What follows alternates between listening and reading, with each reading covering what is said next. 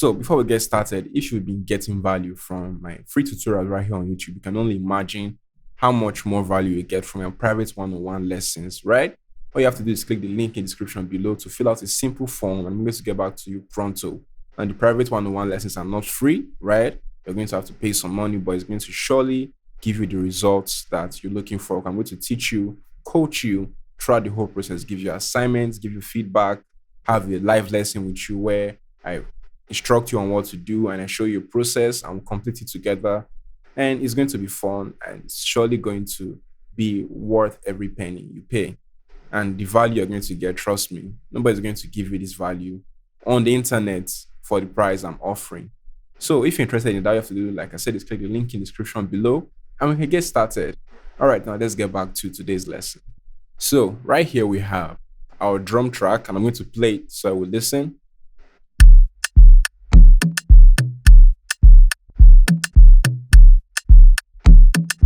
So the three key principles you should know for mixing your drums is balance, space, and it should translate.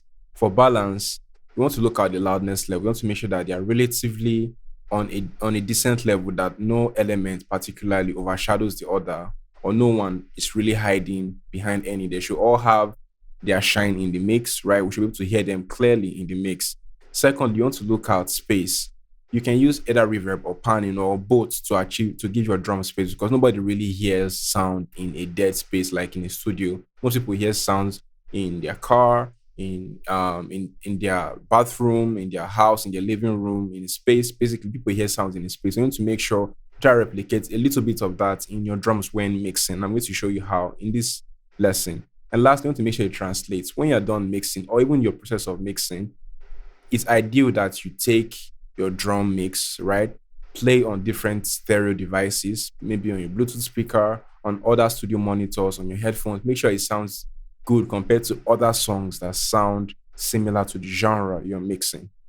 All right, so right here we have our drum track all routed to the mixer, right? So I'm going to solo my kick drum, because kick drum is where the whole groove starts from, especially when you're trying to make dance music. All right, so for the mixing basics, you start with your EQ. All right, because I think EQ is like a Swiss Army knife, right? You can barely go through a mix without using EQ. All right, so we're going to use EQ. All right, we're going to take out unwanted frequencies in the kick. Okay, we're going to come here, type low pass, right? Want to then step 8. Want to take out frequencies that are not really necessary in the high end. Okay,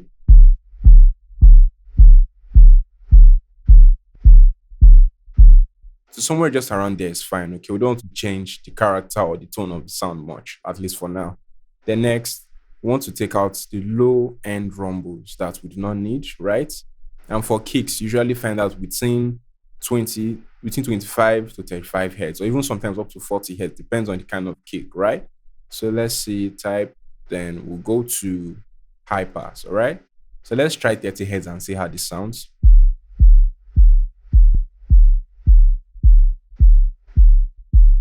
Sounds good. All right, and please do note that kicks and bass elements stay in the middle, and gain staging, this is also relative to setting your balance, right? You need to give a little bit of headroom, right? There's no rule to this, but just take down the levels a bit so that you can play around later and have space in the head when you're trying to maybe master, or you're trying to bring in more elements where you have more control with the loudness fader, or with the faders, I mean. So we'll listen again.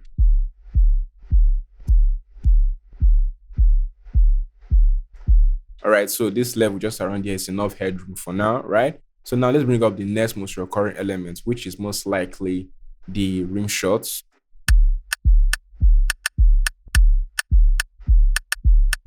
A key trick you can use to set the loudness level of your rim shot is you can bring it all the way down and gradually drag it up till it sounds good, okay?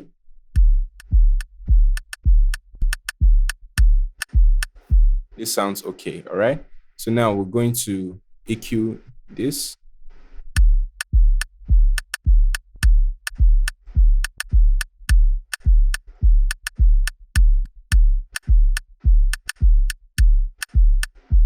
Now, we don't want it to sound too thin, okay? We still want to maintain the body of this rim shot.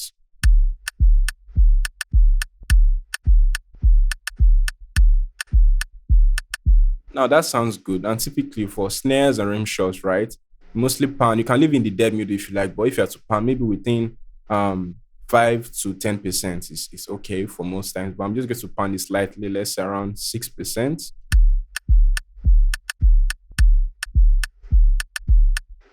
And next, we're going to bring up the next most recurring element, okay?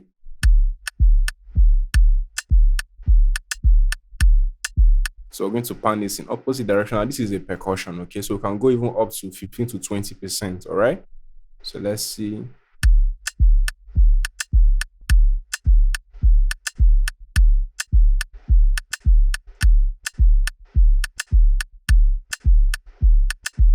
And we're going to EQ this as well.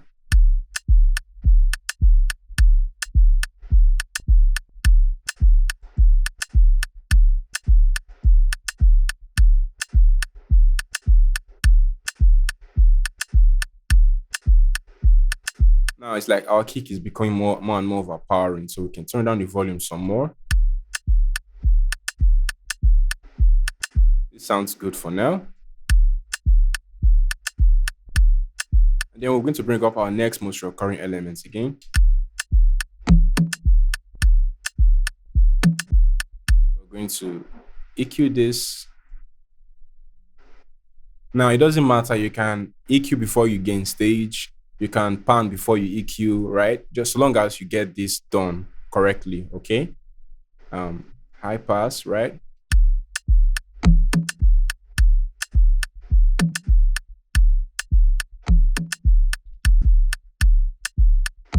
we're going to leave this in the middle, okay? Like we're not going to pan it left or right. It's going to stay in the middle because it has bass frequencies to it. It's a bass element. This is a bass heavy percussion, okay?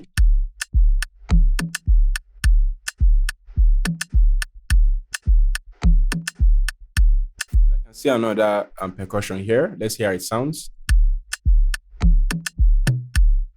This is also another bass element, right? So we're going to EQ this.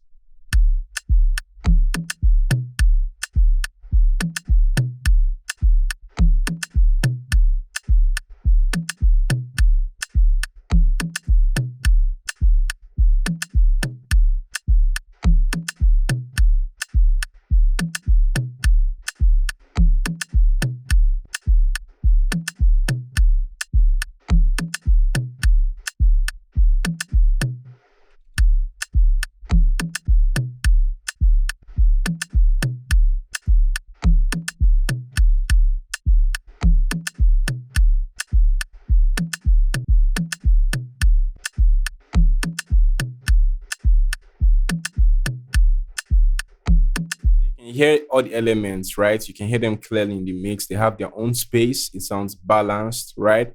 And when you play this on different sound systems, right, it's going to also translate as well. And this is what you have to make sure is the case for your own when mixing.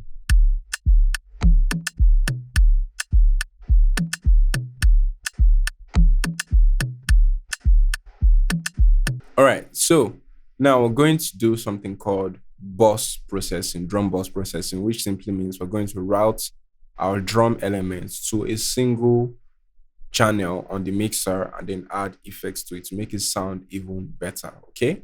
And to get that done, we're just going to select this,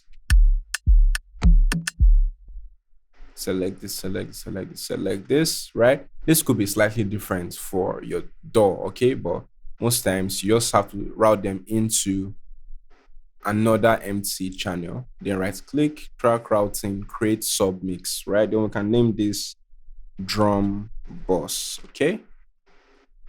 And here we have it. And you can move it closer if you'd like. And FL Studio is alternate key. The alternate key, and then your arrow keys if you want it left or right. All right. So now we're going to use, let's say, an EQ to dial in the frequencies even better. Okay.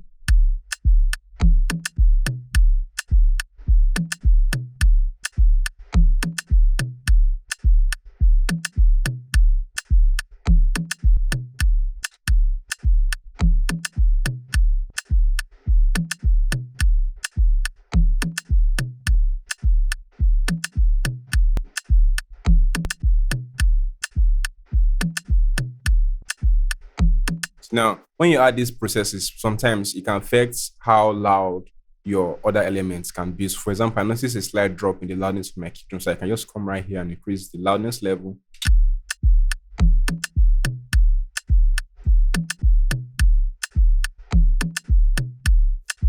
So we're going to use effects compressor because it's really fast, right? And it doesn't give much room for the transients. And this is important if you are doing dance music, okay? You want your transients to be really under control and you want your drums to smack or snap, depends. So we're going to use the CLA 76 from Waves to get that going, all right? So I've not downloaded any process. This is the default preset and we'll listen to how it sounds.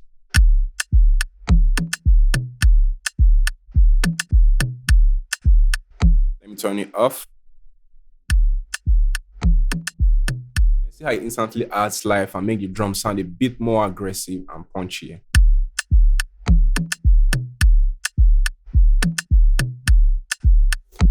So with a FET compressor, it does not really have a threshold, right? Or some other features you see on other compressors, right? It just has an input and the input kind of sets the threshold, all right?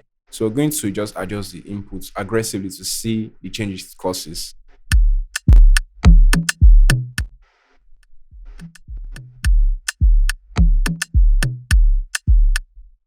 And then we're going to adjust the attack. We don't want it to be too aggressive. Okay, let's take it maybe all the way to 7. Then an even slower release. And if you notice, there are more sounds that, like for example, the percussions are shooting out more, right? We can come in here and adjust the levels.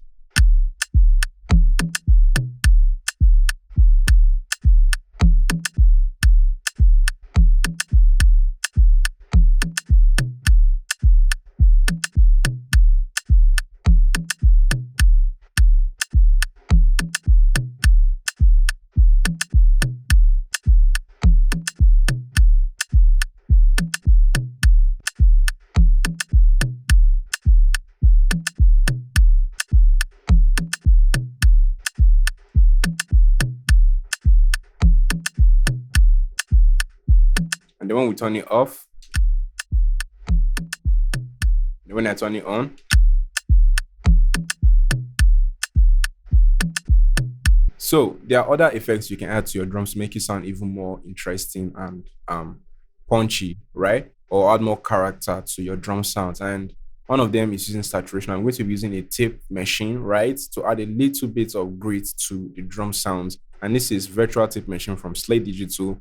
And you can there are other manufacturers that make really good tape virtual saturation plugins. All right. So let's see how this sounds.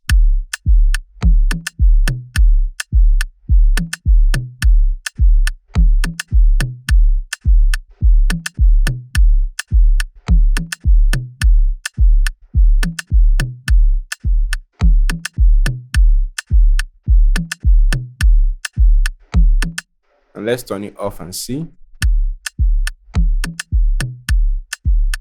When I turn it on, it really enhances the bottom end, that is the low mid and the low end of it, right? So we're just going to add just very little of it, okay?